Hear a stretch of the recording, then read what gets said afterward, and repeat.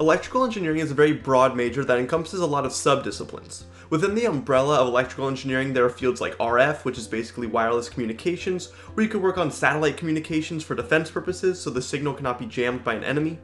There's electronics, where you could design the circuit boards within computers or phones, or the control systems within autonomous vehicles, or the circuitry in a prosthetic arm. There's power, where you'd work with high voltage systems and delivering or generating lots of electric power. That could include working at a power plant, working with solar panels, or something like electric motors and regenerative braking, where like in certain electric vehicles, when you take your foot off the accelerator, the motor turns into a generator due to changing speeds of certain components within the system, and then the kinetic energy of the wheels is used to generate electricity that can be stored for later use. There's controls where you'd work on things that have some sort of electrical feedback, like propulsion systems in various aircrafts, all the way to your cruise control, where your speed is monitored, then depending on what it receives, the system turns the wheels faster or slower accordingly, which then affects your speed, which is then fed back into the system, and this control loop continues. There's instrumentation, which deals with designing sensors and equipment to measure physical quantities like pressure, temperature, motion, position, and so on. You could design motion detection sensors for a security system, GPS for aircrafts, or all the sensors in your car that have to analyze fluid levels, temperatures, battery voltage, anti-skid braking system, or more advanced systems for driverless cars. These types of electrical engineers often work with controls engineers, because after all, a controls engineer could design a great system to control the speed of an aircraft, let's say. But if all the sensors cannot accurately determine the speed, air pressure, and so on, the control system is basically no good. There are many of these fields, but the last one I'll explain is signal processing. This is simply about the manipulation and analysis of signals. Signals being essentially functions that convey some sort of information. Maybe you have this sinusoidal voltage at some frequency, and then a sensor in the system causes an increase in the frequency, and that frequency change is related to the temperature that the sensor is picking up. Now that changing voltage or signal contains information about the temperature in the room that we could convert to text on a screen, let's say. But when it comes to signals in general, you might have to amplify them like for an earpiece, or filter them where there's background noise, and much more. And this can apply to radio signals, cell phone signals, radar, missile guidance systems, speech, image, or video processing that all involve signals that need manipulation. There's GPS signals, noise-canceling headphones, and of course way more. Okay, now I've already thrown a lot at you to encompass a lot of what you can do as an electrical engineer, and as you can see, it's very broad. It's not just one thing. As in, two people who majored in electrical engineering, as with many other engineering disciplines, could be in two totally different fields or careers and have very little knowledge about each other's work. And this is also not about being an electrician, by the way, which is a common misconception. Electrical engineering is not where you go in and install or repair electrical systems in people's houses or in offices and so on. But if you're debating picking this as a major, all the fields I discussed could seem like a lot, and you may be thinking, wait, what does an electrical engineering major look like and what can I expect? And that's what we'll go into now. While all schools are a little different, a typical electrical engineering curriculum consists of a few circuit analysis classes to just get you started, digital design, a power engineering class, continuous time signals and discrete time signals, which are what get you started with analog and digital signal processing respectively. You'll take a controls class, a communications class, which you'll learn the basics of FM and AM radio, a basic electronics class, which likely is followed by analog and digital electronics, some electromagnetism courses, which are basically physics classes, and a microprocessor class. There are some others you'll take, and this doesn't cover the math or physics classes that you'll see, but these are the big major classes to expect in undergrad. Don't worry about what they are for now, but just know this is pretty typical. Now see how regardless of who you are, you'll take some classes on most of those subdisciplines I mentioned earlier. You got your power class, you got some signals classes, wireless communications, controls, and so on. As an undergrad, you get exposure to a lot of foundations of electrical engineering, and you become well-rounded, but you don't become an expert in really any field. That's where masters and PhDs come in, or just simply working in a field for many years, of course. You will be taking electives in the subfields you're most interested in though towards the end of college, so you will gain a little more mastery in those classes, which diversifies you and your resume from others, but it's not the bulk of your curriculum. But now let's go through these a little. The first are the circuit analysis classes. Now if you've taken physics classes in high school, maybe you've seen the basics of resistors, capacitors, and inductors. And you're going to learn how to find the voltage and current in circuits that contain these three components, first starting off with just resistors though. In the real world, circuits are normally extremely complicated, and engineers usually use software and simulations to analyze the circuit. but in school you gotta learn the basics of voltage and current in a circuit. For those who may be unfamiliar, if you imagine a network of pipes, you could use a pump that creates a pressure difference and causes water to flow around and through all the pipes. If the pipes are skinny, let's say, it'd be harder for water to flow through them, and if they're thicker, then of course it'd be easier. Well, in a circuit, the voltage from maybe a battery is like the pressure difference from the pump. The current or electron flow is like the water, and the resistors are like the pipes.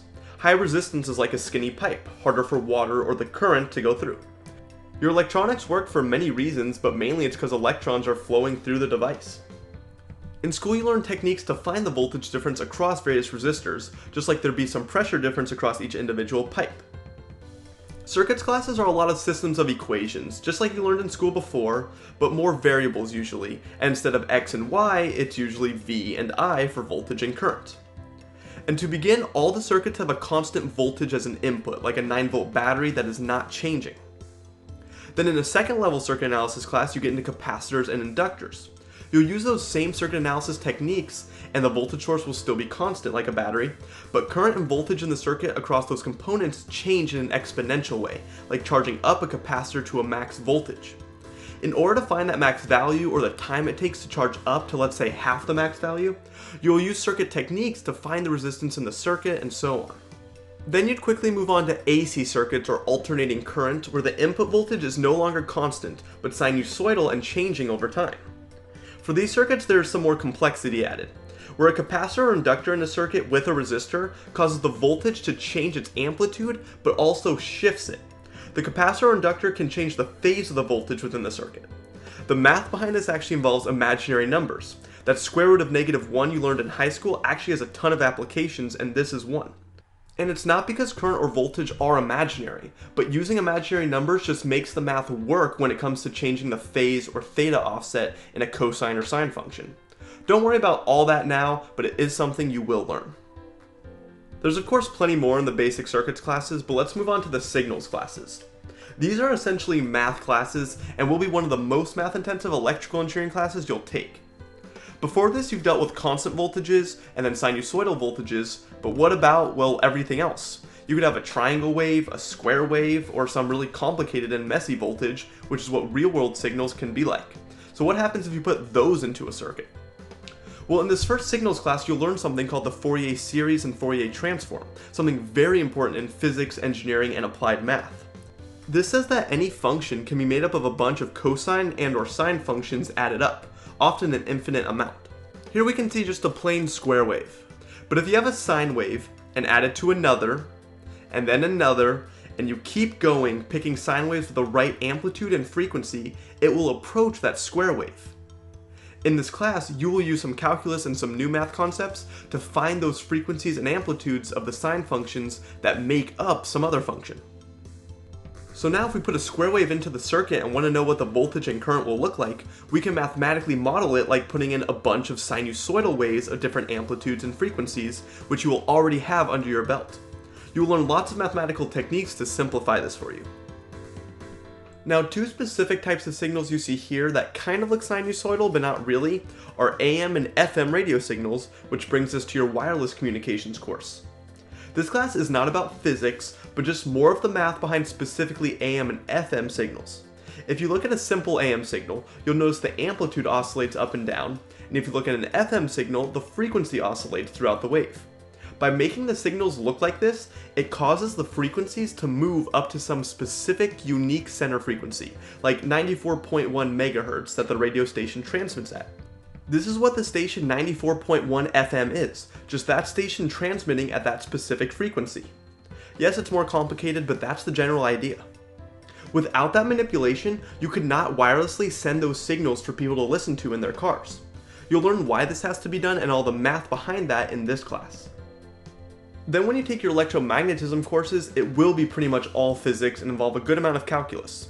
You'll see how when you have a change in current, it creates a magnetic field around it, which then in turn creates an electric field around that, and this continues and this propagates as an electromagnetic wave, because its electric and magnetic fields are coupled together. You'll learn a lot about what those waves do when they interact with objects, like what if they hit some metal barrier, or they encounter water, how far could they penetrate if there was a receiver at some depth. You'll also learn about transmission lines, which aren't probably what you think of. The ones you learn in this class are cables that handle very high frequency signals that oscillate back and forth very quickly. You cannot just put a very high frequency signal into a normal circuit. Issues come up simply due to the laws of physics, and you'll learn about all that as well. Many of your other classes tell you about how to analyze signals and manipulate them for various purposes, but this class really teaches you about the physics of the waves so you can understand things like how a wireless signal will be affected as it travels through Earth's atmosphere when we have to communicate with a satellite, for example. Then moving on, in your electronics classes, you'll finally learn about the transistor. There are billions of these in your laptop and millions in your phone to make them work. There are lots of kinds of transistors, but to simplify, in a circuit, the current often flows down here, and a little flows in here, and they combine and flow out here. You'll learn more circuit analysis techniques to analyze voltage and current in these circuits as always, but the thing is, by changing this voltage on the transistor, you can control how much current flows through the transistor, meaning the transistor can essentially act as a switch. It can allow current to flow, which is basically like the transistor being on, and it can shut off current flow, which is it being off, of course. This can create a high voltage like 5 volts and change it to a low voltage like 0 volts. This is the binary or ones and zeros that are really under the hood of your computer. You will learn about making circuits that can switch quickly and efficiently in your digital electronics class. Analog electronics is more about using transistors to amplify a voltage, which is their other main application, where amplification would of course be needed for music or hearing aids as an example. Now there are of course a few more classes I won't go into as much detail on, like in digital design you learn about logic gates, which take ones and zeros as inputs and output ones and zeros as well. The different gates output different things based on the inputs. Zooming into these is what digital electronics is, where you see the circuits that convert the high voltages to low voltages or vice versa. But in this class, it's zoomed out looking at the ones and zeros and making circuits with these logic gates. In the power class, you'll analyze electric motors and generators and do circuit analysis with those. You'll do labs where you work with much higher voltages than normal, like over 100 volts. You'll see how much power is dissipated in resistor networks and so on. And the controls class has to do mainly with systems that involve some sort of feedback. You'll look at things like stability, because if you're constantly feeding information back into your system and something goes wrong, it could continuously be maybe amplifying some output, which will lead to issues. You'll also see a lot of these graphs where you have some target output signal, and in some cases there will be overshoot, and then the signal will settle back to that target after a certain amount of time, versus just slowly charging up. You'll mathematically find that overshoot, how to minimize it or avoid it, and more. Hopefully that gives you a good overview of the major, but due to time I'm going to stop there. However, this was my major, so if you want information on specific labs you'll do from freshman to senior year of college, more specifics on the concentrations, their applications, and previous senior projects, what math classes you'll take, how my first job or internship was, and so on, they're all on this channel and I'll link some below. So if you're looking for even more depth, give those a look. Otherwise, hopefully this was a good foundation. Some schools, especially outside the US it seems like, offer majors in electronics engineering or telecommunications engineering, or some combination, but that would be for another video. This was just on electrical engineering, which encompasses lots of subdisciplines that you saw. Every school will be different of course, but you can expect most of what you saw here. And lastly, as you can see, electrical engineering can get you jobs in the aerospace field, biomedical field, at tech companies, defense companies, in the energy sector, in robotics, and so much more. But so can plenty of other engineering disciplines that are also broad.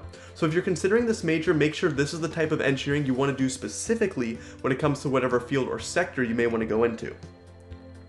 Otherwise, I'll end there, and if you liked the video, don't forget to comment, like, and subscribe, and I'll see you all next time.